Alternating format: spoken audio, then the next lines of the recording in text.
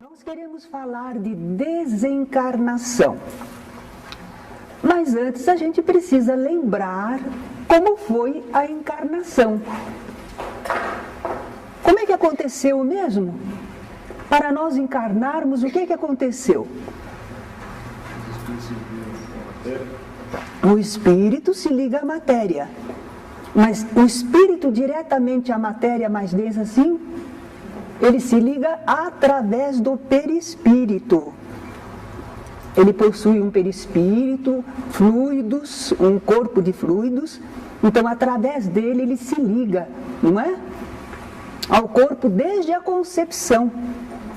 Desde a concepção.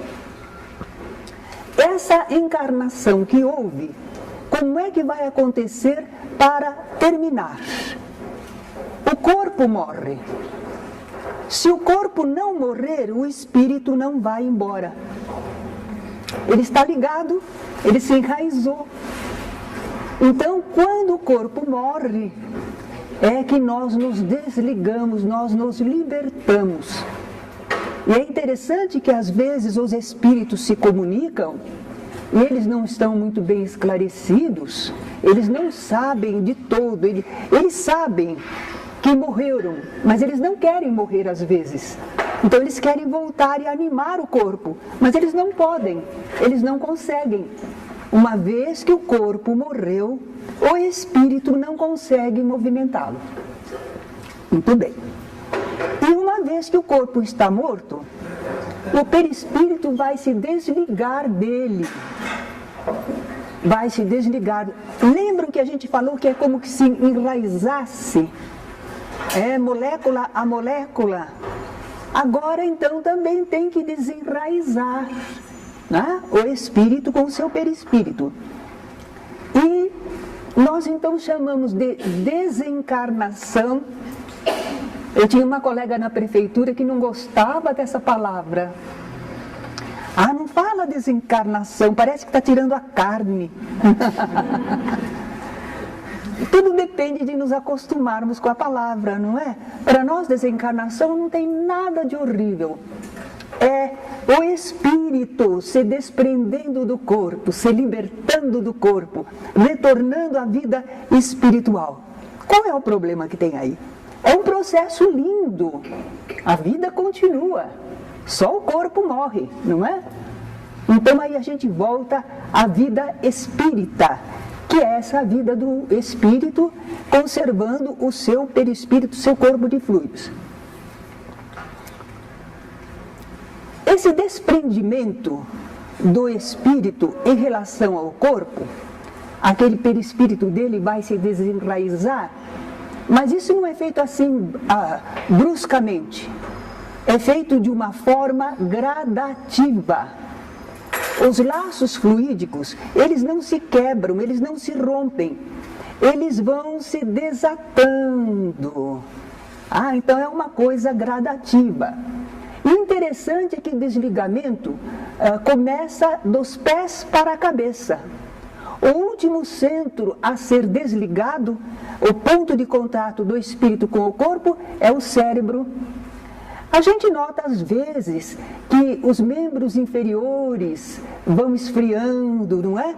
Mas a vida ainda está na pessoa, né?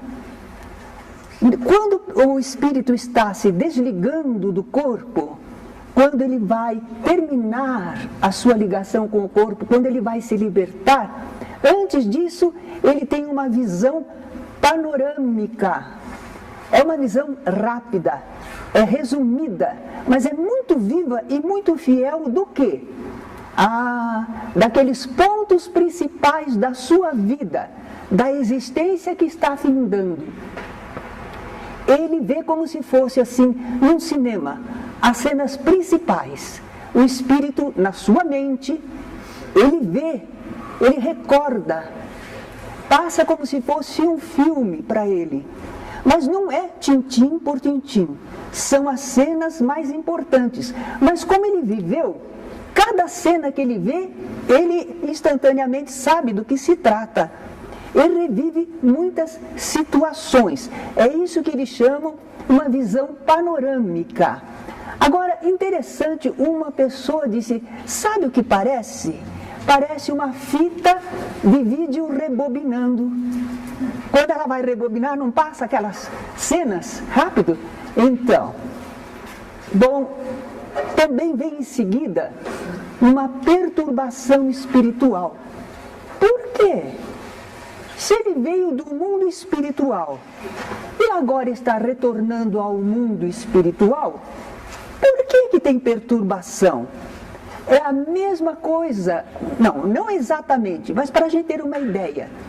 Quando a gente sai de um lugar iluminado e entra num lugar mais escuro, ou quando a gente está num lugar escuro e entra para um lugar todo iluminado, a gente demora um pouquinho, não é? A acostumar, a se ambientar.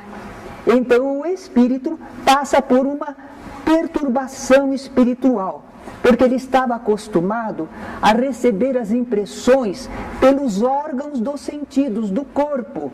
E agora não, ele está desligado do corpo, ele vai receber as impressões perispiritualmente, mas ele se desacostumou um pouquinho, ele não está exercitado nisso, então ele passa por uma certa perturbação.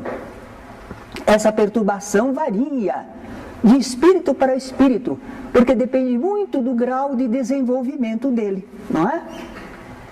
O que será que influi nesse processo da desencarnação? Quando a gente vai desencarnar, reintegrar-se à vida espiritual, quais as condições, o que é que influi para ser de um jeito ou de outro?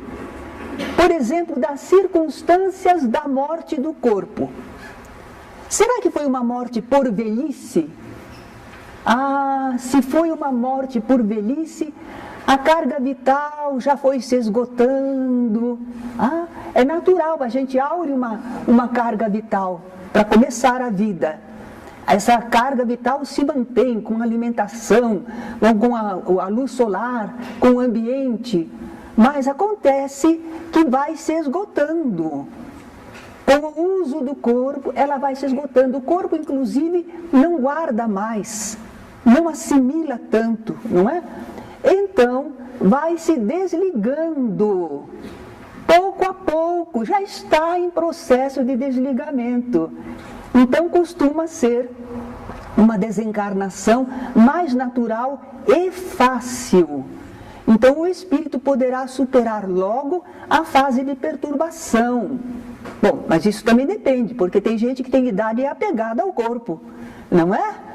Mas, normalmente, a pessoa começa já, às vezes até percebe o plano espiritual, tem sonhos especiais, ela começa já a se ambientar. E se for por doença prolongada, nós às vezes dizemos assim, não, eu quero morrer de repente, como um passarinho. A gente pensa que é bom, mas será que é? A gente está vivendo de repente, já não está mais aqui. E as coisas todas que ficaram? E as pessoas com quem a gente queria falar? Não é? Então, às vezes, uma doença prolongada, que a gente acha tão ruim, não é? Ela promove esse desligamento também, pouco a pouco, vai esgotando a vitalidade do corpo. E a pessoa, diante do corpo, que já está enfraquecendo, está doente, ele está percebendo que vai desencarnar, a pessoa se prepara psicologicamente para a desencarnação. Não é um susto, ela vai se ambientando. É nessa fase de doenças prolongadas também que algumas pessoas começam a enxergar parentes que já foram embora, pessoas que ela não sabia às vezes que estavam já desencarnadas, mas ela vê no ambiente. E os familiares nem sempre entendem e pensam que a pessoa está delirando, está tendo alucinação, mas nem sempre não. Às vezes ela está vendo mesmo os seres queridos que já estão do lado de lá, não é? Mortes repentinas, violentas, acidentes, desastres, assassinatos. Os laços perispirituais, eles são bruscamente desfeitos. Isto pode acarretar para o espírito algum sofrimento e a perturbação até maior. Foi muito brusco.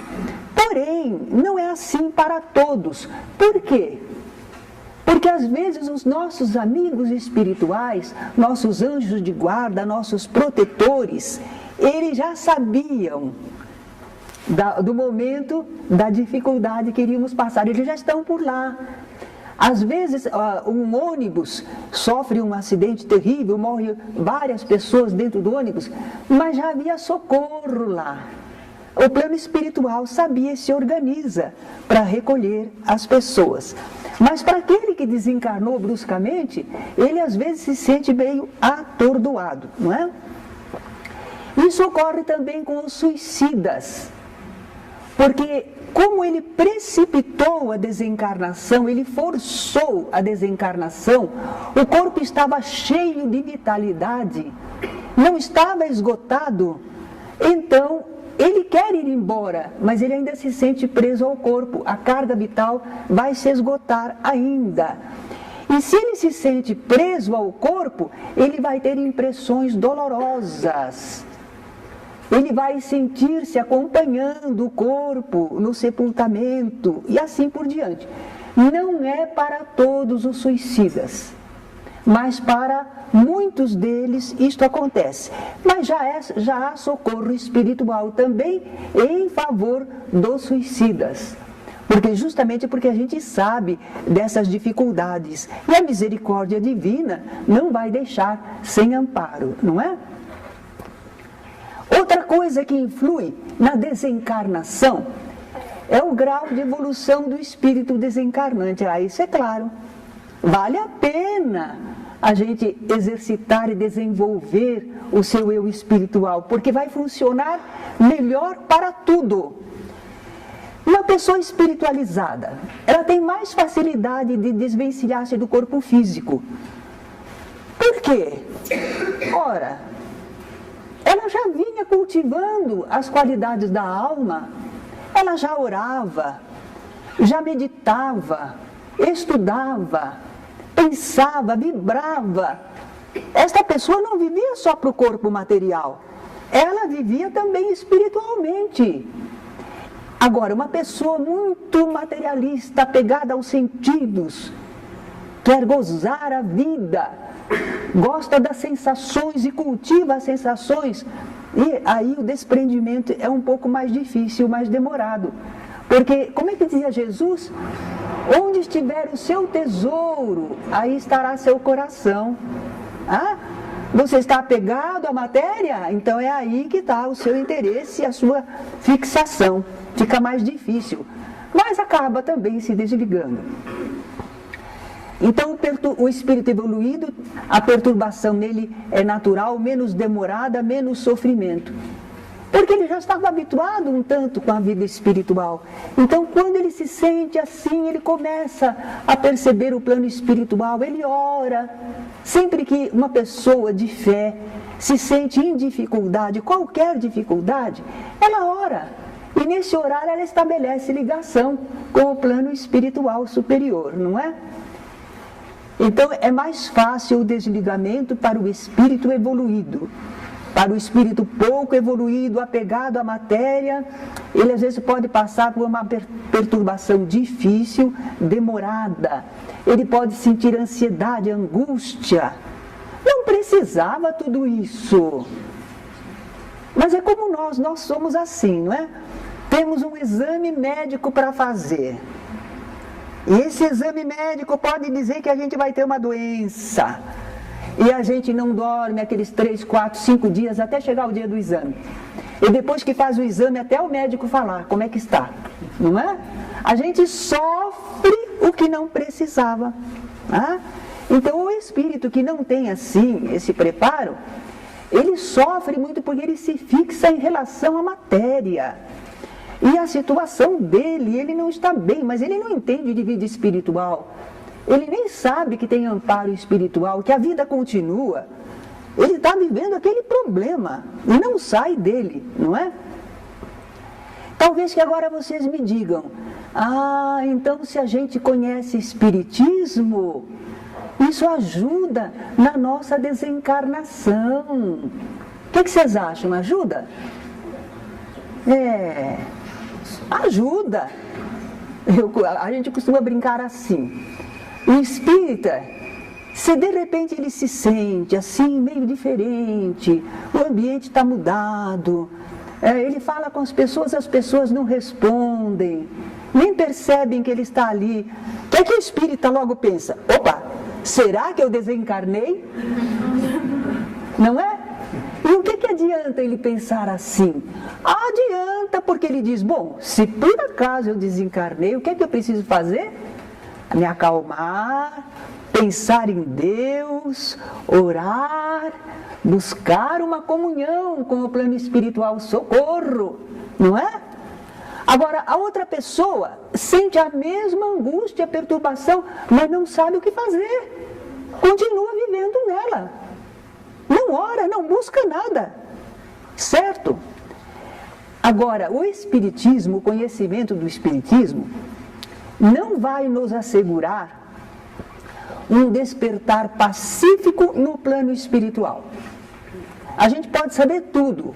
A gente pode saber como é a desencarnação, como é a encarnação, como é o lado de lá. A gente sabe todas essas coisas. Mas a gente, quando desencarna, só vai ter um bem-estar se a gente está em ordem com a lei divina. E isso, estar em ordem com a lei divina, não quer dizer que a gente seja perfeito. Imagina esperar a perfeição de nós, né? Seria terrível. Não. Você faz o que pode de melhor dentro da sua vida, de acordo com o seu entendimento, de acordo com o seu senso de fraternidade. Você fez o melhor.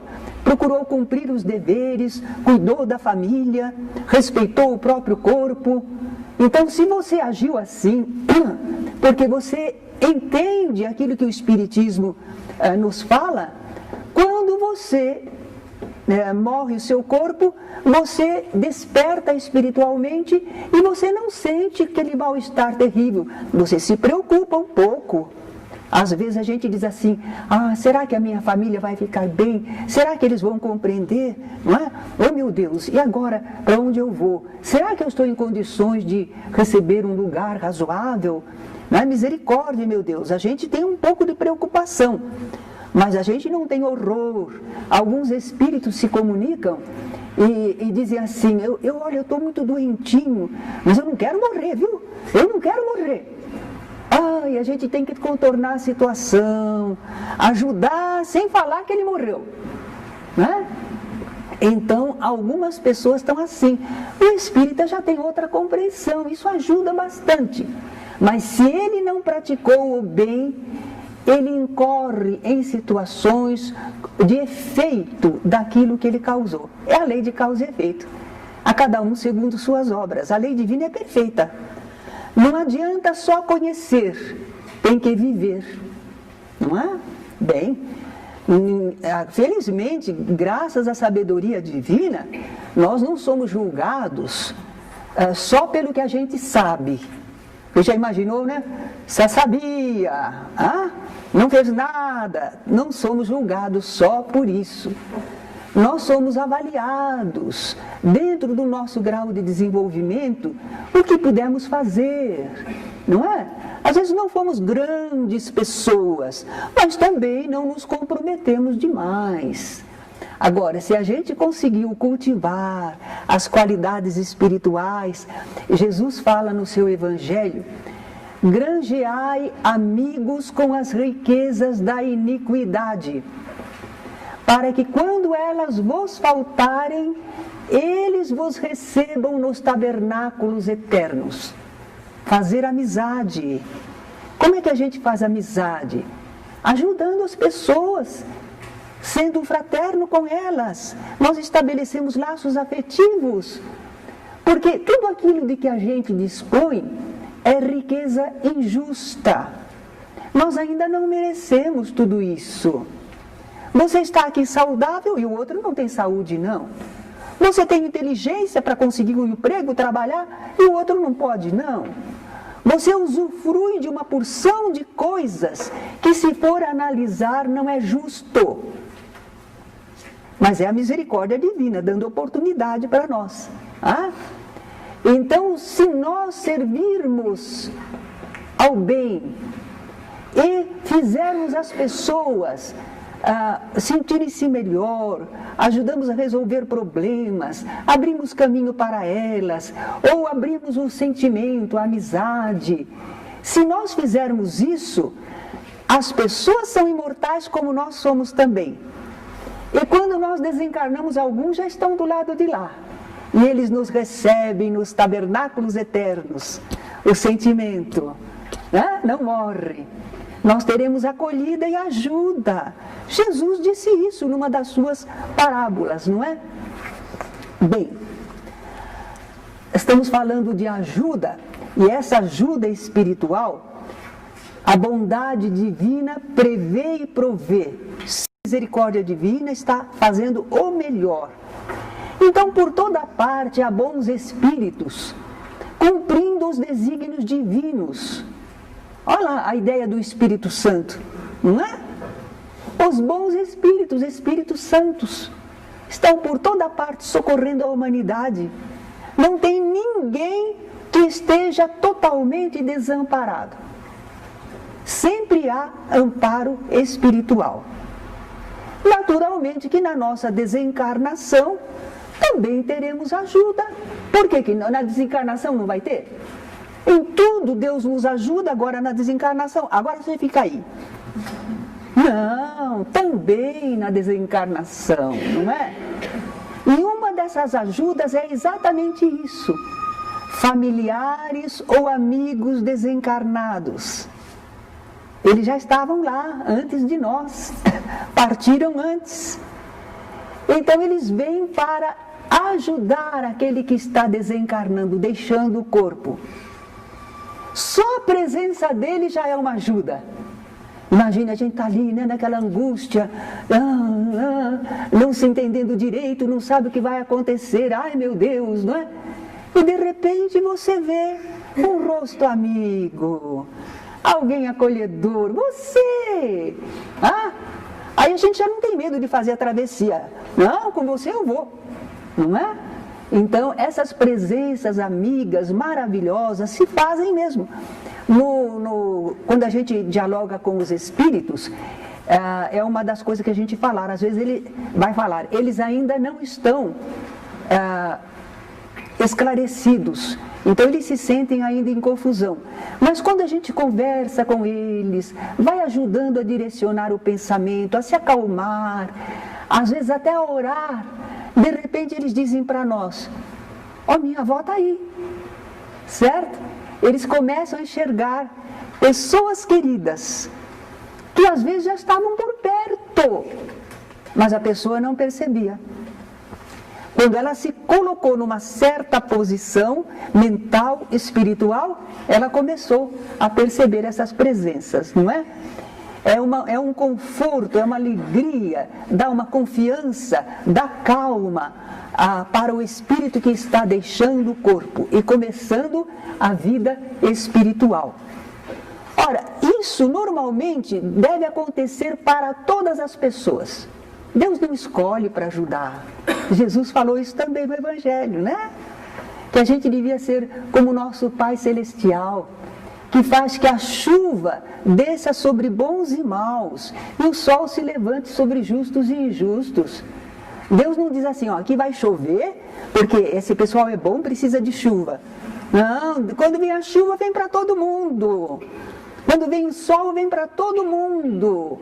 Então, essa ajuda aos desencarnantes é para todo mundo, regra geral.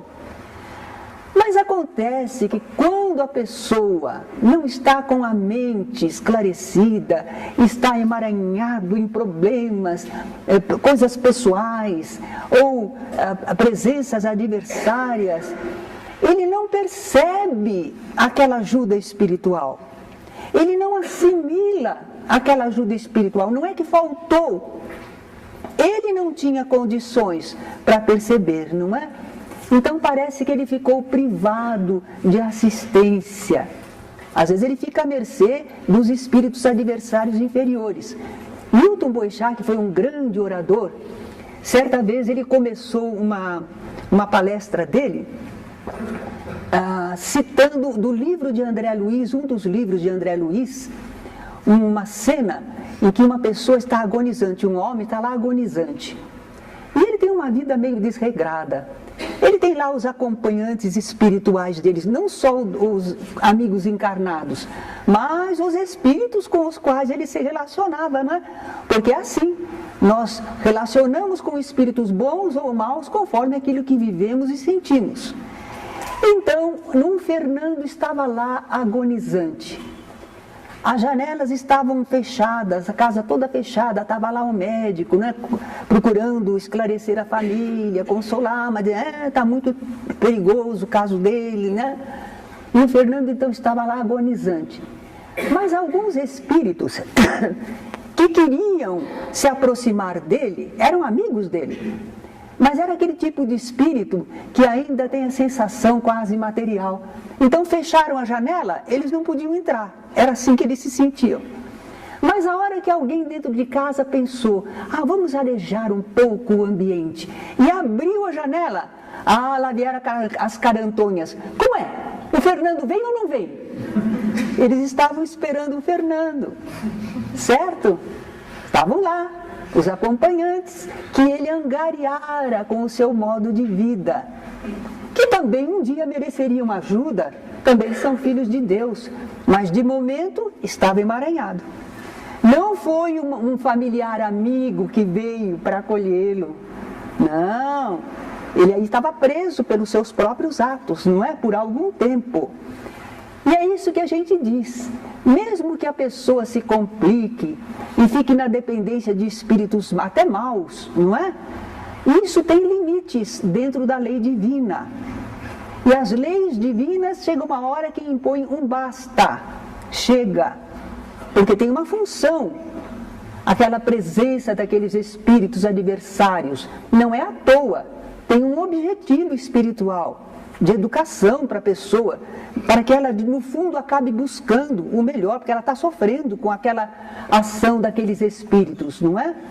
Então, até que termine os limites impostos por Deus para a ação desses espíritos, a pessoa às vezes fica sofrendo na dependência. Ou então, se o espírito, no meio daquela necessidade, ele erguer o pensamento, elevar o pensamento e orar e rogar, porque para orar não depende de palavras, não precisa saber as rezas desta ou daquela religião. Na hora em que o espírito nem precisa falar, pensou, ai meu Deus, mas com sinceridade, com busca, imediatamente estabeleceu uma ligação, certo? E, por enquanto, às vezes o espírito é renitente, e ele fica brigando lá, sofrendo e querendo revidar, mas um dia ele vai cansando e aí ele roga. Quando ele busca, aí ele vai receber. Estabeleceu a condição necessária, não é? Então ninguém fica perdido nem condenado para sempre. Então nós agora podemos entender qual é a situação do espírito depois da morte do corpo. Ele conserva a sua individualidade. A gente não vai sumir no todo, não. A gente não vai desaparecer. A doutrina espírita não é panteísta. Panteísmo é isso, é dizer que todos nós somos Deus e cada um, quando morre, retorna para Deus. Não é bem assim, não é? Nós não confundimos Criador e criaturas. Nós conservamos a nossa individualidade. Nós nos individualizamos, lembra? Nós fomos criados simples, ignorantes, fomos evoluindo através dos reinos inferiores e chegamos a nos individualizarmos, sermos um indivíduo, um espírito. Isso não perde, isso não acaba, não é? Então o espírito, o corpo morreu, mas ele conserva a sua individualidade. Continua ele mesmo com seus defeitos e virtudes. E qual é a aparência que ele tem? Fantasminha? Alma do outro mundo? Como é que ele é? Vai de retro Satanás? Como é que ele é? Como é que é espírito que desencarnou, deixou o corpo, como é que ele é? Uma sombrinha. Encarnação. Isso. Envolvido que quer mudar, né? O perispírito, esse corpo de fluidos, ele é plasmável.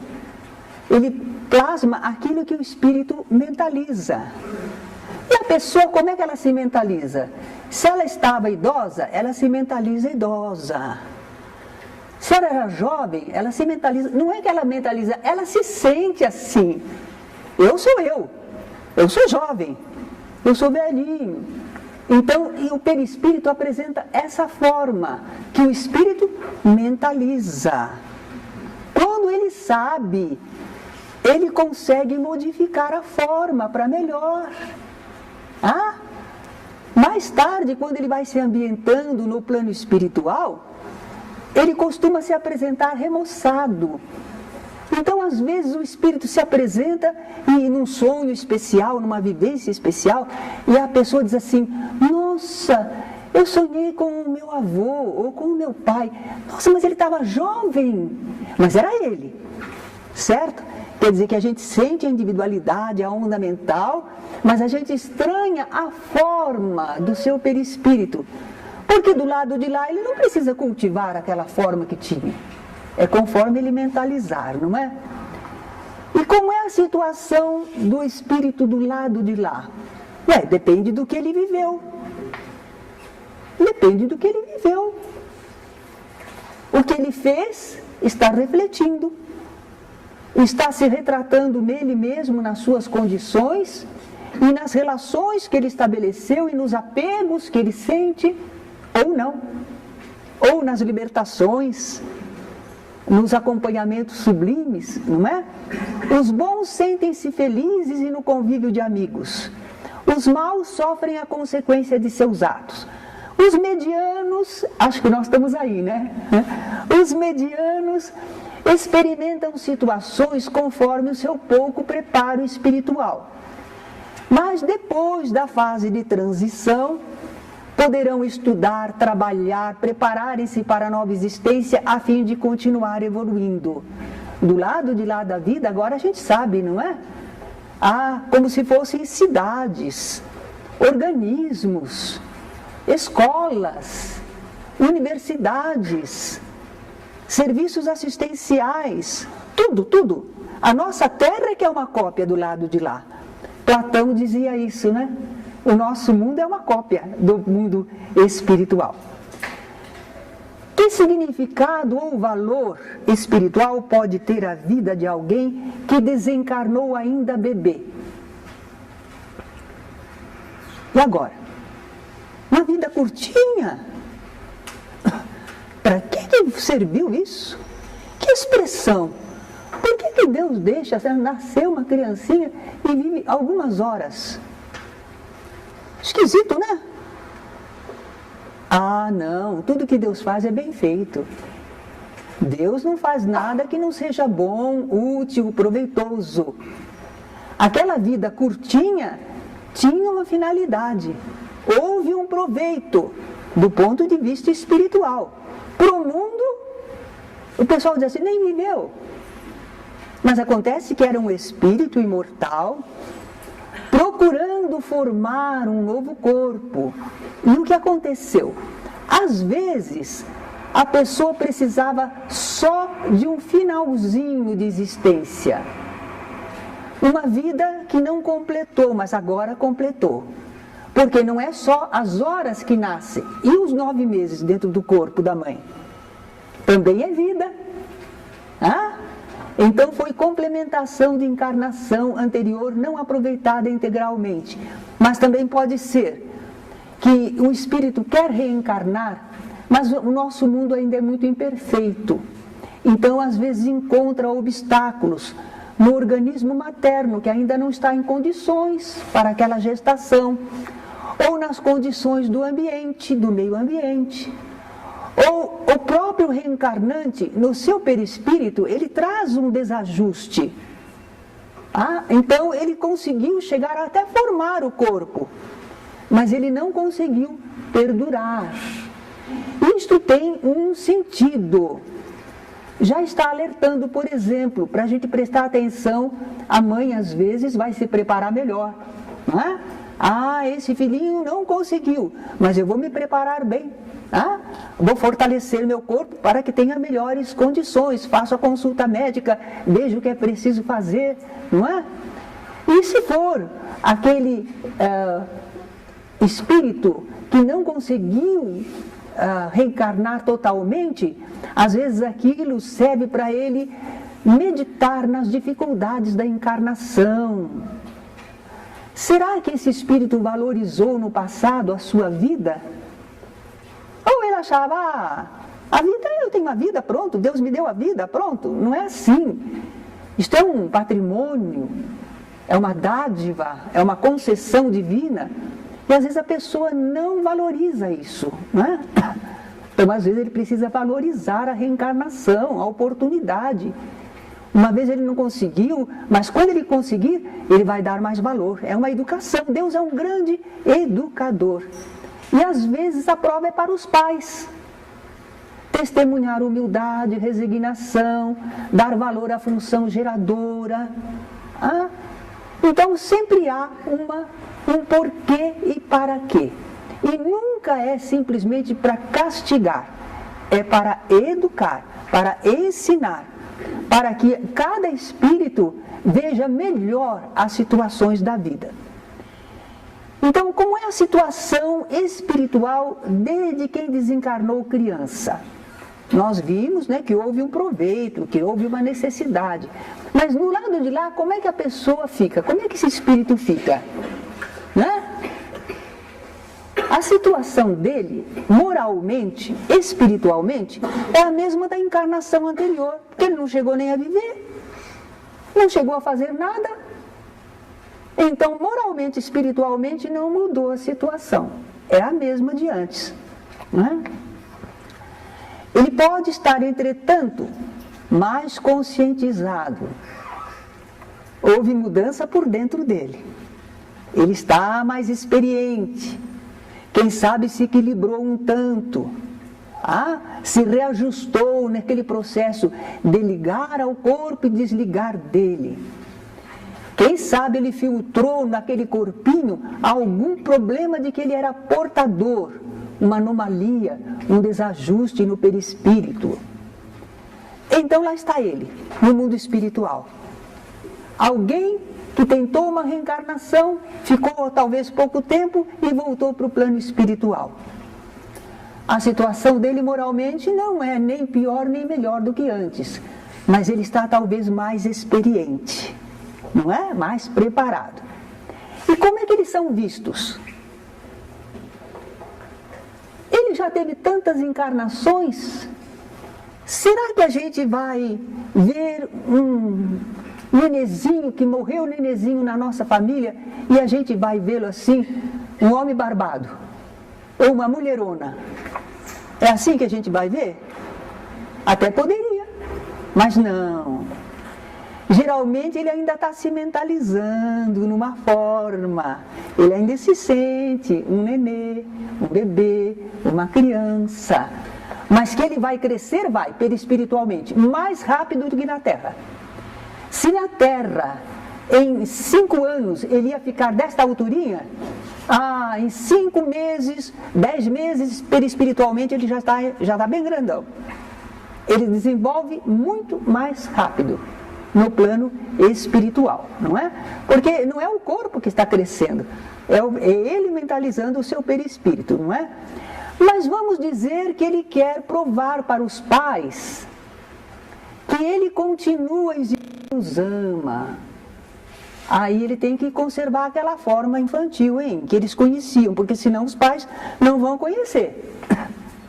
É o mesmo problema dos espíritos, que às vezes para nos aparecerem, conservam a forma pela qual nós estávamos habituados a reconhecê-los, não é? E se eles vão reencarnar logo?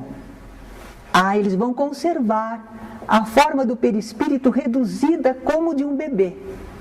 Porque é assim que eles vão precisar da forma para quando houver a fecundação, quando houver a concepção.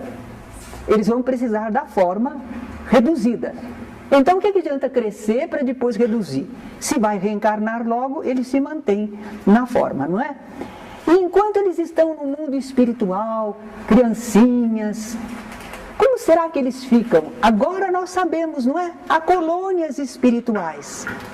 Os espíritos bondosos se organizam, acolhem esses espíritos num ambiente apropriado para como eles se sentem, cuidam deles. Então a gente sabe porque na reunião mediúnica às vezes se atende o espírito de criança, não é? E no começo houve, por exemplo, um caso que a criança estava se manifestando, não é? E a gente procurou conversar, mas através do médium, a criança falou assim: minha mãe disse para eu não conversar com estranho.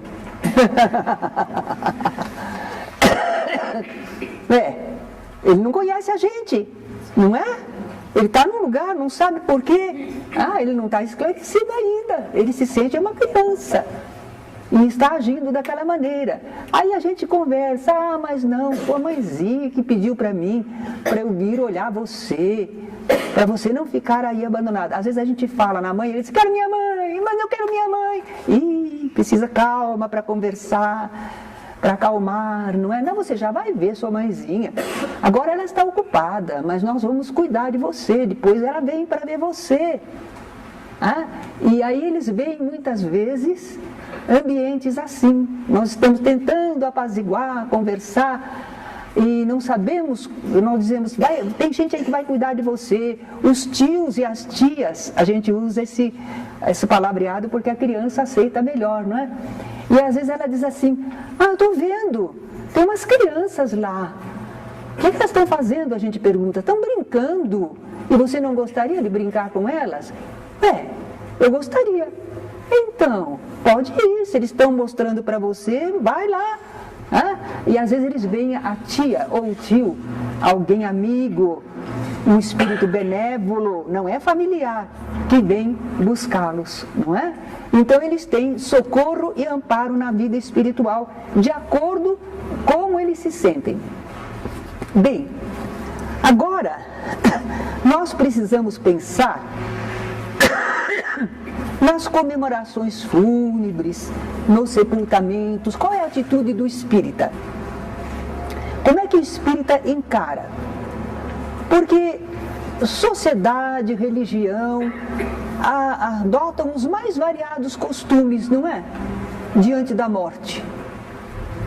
Tem gente que põe comida no caixão do morto, que é porque ele vai precisar de comida. Outros acham que não, põe só as flores. Muita gente se desespera. Nós espíritas estamos aprendendo assim, respeitar os procedimentos dessas pessoas. É o que eles entendem.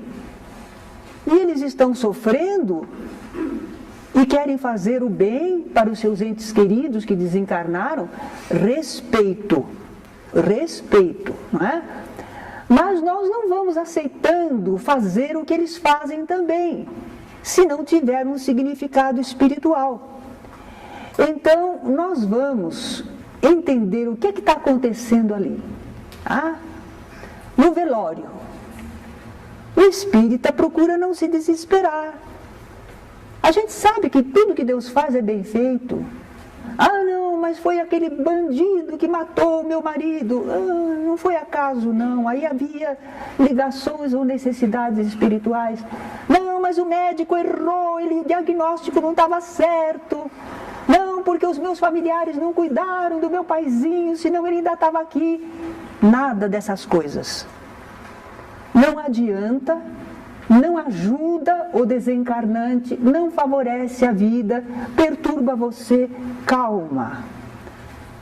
Então, o espírita procura não se desesperar. Entendimento, aceitação. Se é o velório de outros, ele mantém a atitude respeitosa. A gente sabe o que está acontecendo ali. A gente sabe que ainda está desligando em relação ao corpo. Que muitas vezes o espírito ainda está ligado ao corpo. nesse ponto, uma prima que eu tenho, ela não é espírita, mas é médium. Então ela contou para mim que ela foi a um velório de uma conhecida, e quando chegou lá, ela começou a ver a amiga falecida, por ali, toda contente, porque tinha muita gente, vieram muitos parentes, e ela não se deu conta que ela estava desencarnada, ela não tinha dado conta ainda. Então ela estava contente, porque tinha muita gente conhecida e amiga, e ela ia para cá, ela ia para lá, toda feliz, toda contente. E a minha prima observava, não é? Nem não procurou falar com ela, observava o comportamento diferente daquele espírito, não é? Se afastou do caixão, mas não deu conta que estava desencarnada. Chegaram aí os amigos espirituais, como se fosse um médico com um enfermeiro e uma maca, e pediram para ela que deitasse na maca, né? Ela disse, mas eu já estou tão bem, eu sarei. Por que eu preciso deitar na maca? Eles foram muito diplomáticos. Sabe o que é? Falta uma dose do seu remédio. Então nós queremos levar você para o hospital para tomar a última dose do remédio. Pronto, é só isso. Aí ela deitou na maca e foi levada. Não é impressionante? Eles sabem como agir. Eles não violentam, eles não forçam, eles sabem como agir. São fraternos, inteligentes, os que estão socorrendo as pessoas, né? Então, nos velórios, a gente sabe que muitos dos desencarnantes estão em fase delicada de desprendimento do corpo, de transformação da existência. Então, a gente respeita. A gente não fica contando piadinha, não. Eu sei que o pessoal faz isso para suavizar o ambiente, não é por maldade. Mas eles não sabem o que está acontecendo. E nós sabemos. E nós não podemos ficar ali contando piadinha. Certo? Nós estamos pensando no desencarnante. Ele precisa de um ambiente sereno, de um pensamento amigo, de oração, não é? Agora, não usamos vela, coroas, flores. O espírito não precisa disso, não é? Então a gente não força isto. Mas nós oferecemos respeito à sua memória, orações, pensamentos que favoreçam sua paz e amparo no mundo espiritual. Vamos ser fraternos com os familiares e amigos dele. Ver se a gente pode ajudar em alguma coisa, ou ser fraterno, solidário, não é? Nos sepultamentos, nós não adotamos luxo, ostentação. Às vezes o pessoal faz isso por causa da sociedade, né? Modernamente já está mais suavizado isso. Não, a gente não adota luxo, ostentação. A gente não se preocupa em erigir túmulos, mas nós precisamos depositar o corpo, não é? Tem que ter uma ordem. Olha lá o nosso cemitério da saudade, como anda, né? O pessoal até está dizendo que está começando a tomar mais cuidado, porque fica algo desagradável, né? Então, em ordem, o que for necessário. Agora, o importante é lembrarmos com afeto os entes queridos já desencarnados. Os japoneses fazem muita honra aos antepassados, não é? Eles oram como se eles estivessem sempre ali. Então a gente pode orar pelos entes queridos desencarnados e procurar honrá-los com atos bons e carinhosos em sua homenagem. Às vezes a pessoa fica guardando o quarto da pessoa, a roupa da pessoa, tudo. E tanta gente necessitada. Aquilo já não adianta mais para o morto. Guarda uma lembrança, duas, guarda alguma coisa, mas o restante procura desfazer, oferece em fraternidade, em homenagem ao seu ente querido, certo? A gente ora pelo bem-estar e progresso espiritual dos desencarnados, mas a gente sabe que a gente não precisa ir ao cemitério para isso. Mas não condenamos quem faz, hein? Cada pessoa sabe da sua necessidade.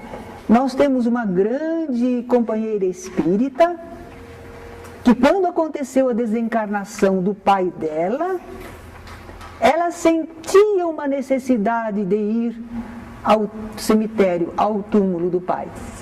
Eu não sei. De repente ela sentia que o pai ainda estava preso lá. Ele se sentia preso no ambiente, não precisava, mas quem sabe. A verdade é que ela sentia aquela necessidade. Vamos criticar? De jeito nenhum. Certo? Vamos respeitar. Agora falta falar, sabe do quê? Cremação de cadáveres e transplante de órgãos, porque está relacionado com a desencarnação. Algumas pessoas pensam assim: ai, não, doar o corpo da gente, cremar o corpo, ai, não. Depende de entendimento.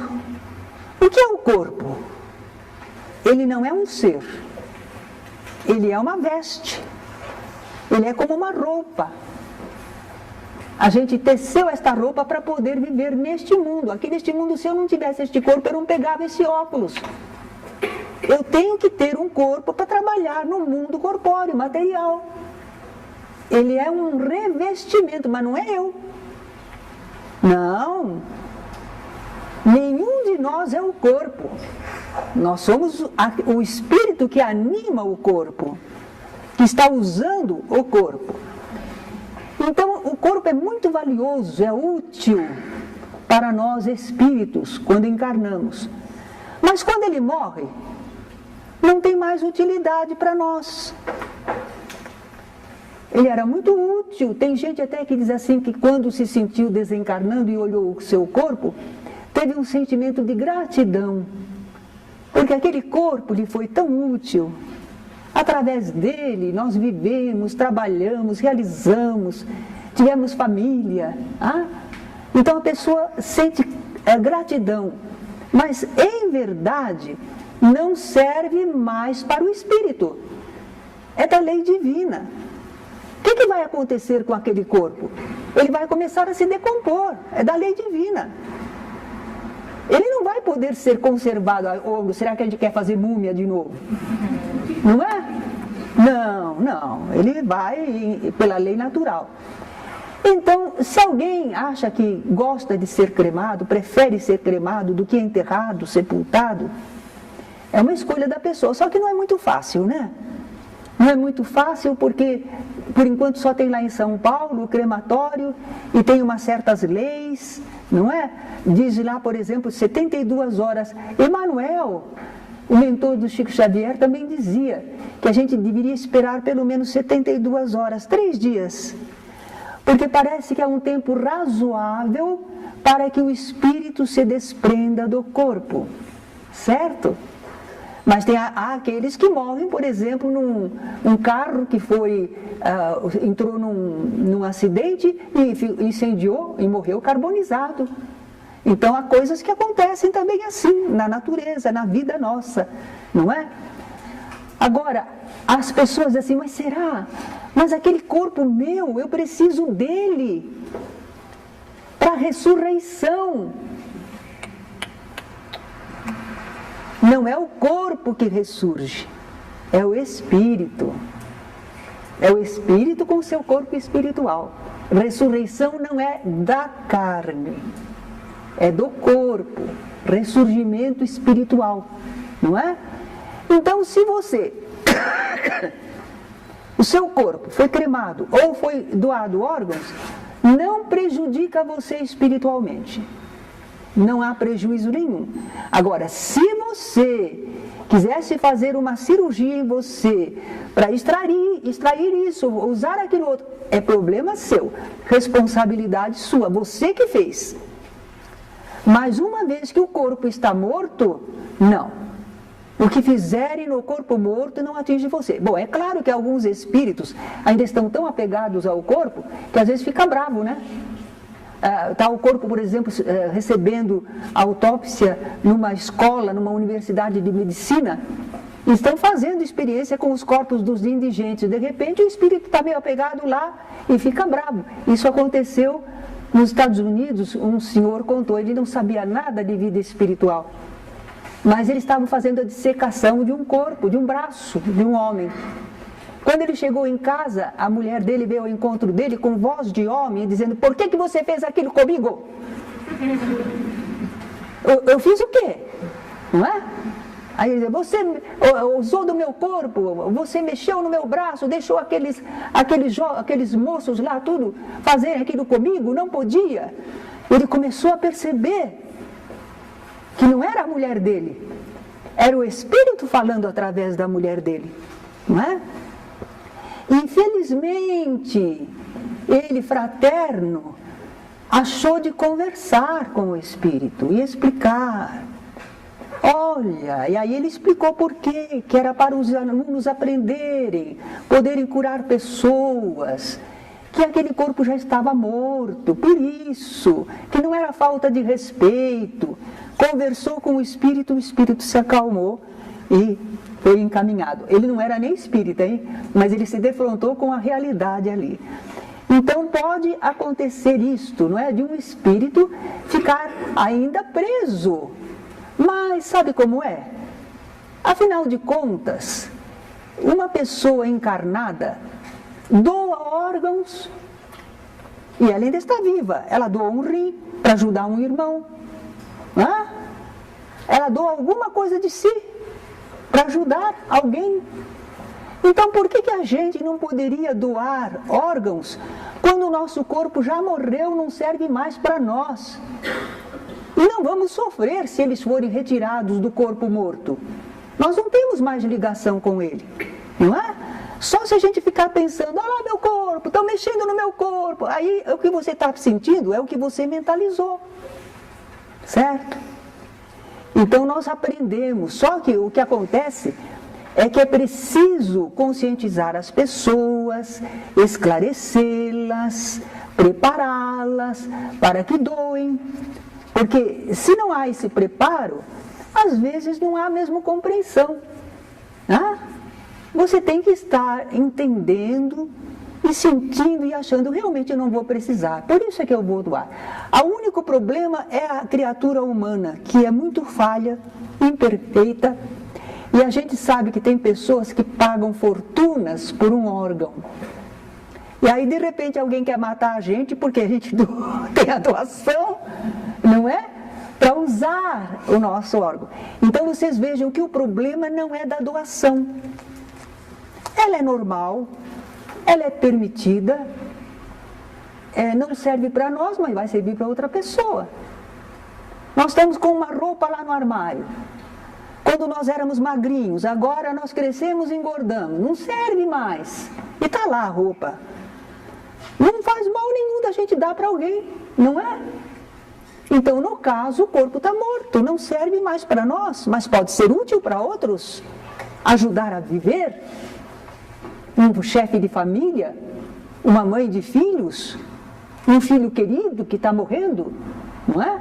Então, a gente tem que se esclarecer a respeito, que o corpo não tem toda essa importância que a gente pensa, não é ele que vai viver no mundo espiritual. O apóstolo Paulo disse, a carne e o sangue não herdam o reino dos céus. Carne e sangue é coisa de matéria, não vai para o plano espiritual. No plano espiritual só tem coisa espiritual. Quem vai para o plano espiritual é o espírito. O corpo não vai jamais, certo? Não é ele que ressurge e vai viver eternamente. Absolutamente não é isso. Então, eu creio que a respeito de desencarnação, nós espíritas temos nessa doutrina maravilhosa, nos ensinos dos espíritos, condições para nós nos libertarmos um tanto do pavor da morte, da nossa, assim, não estarmos com a nossa inconformação quando a morte chega. Tem uma poesiazinha divertida de um companheiro espiritual que ele diz assim, que quando a morte chega faz alarido em casa. É uma gritaria, é um não sei o quê. Não, é um fenômeno, faz parte da nossa vida. Eu sei que nem sempre é fácil, mas nós devemos estar compreendendo, quando chegar a esse momento, primeira coisa, para um pouco, lembra de Deus, confia na sabedoria, na bondade de Deus, coloca seu coração com Deus e vai fazer o que você puder pacificando a família, respeitando a desencarnação daquela pessoa, não é? Mas sem estarmos blasfemando, reclamando de Deus, diante de um fenômeno normal que acontece a todo mundo, porque ninguém fica para semente mesmo. Que Deus nos abençoe e que nós sejamos capazes de ter outra visão diante da desencarnação.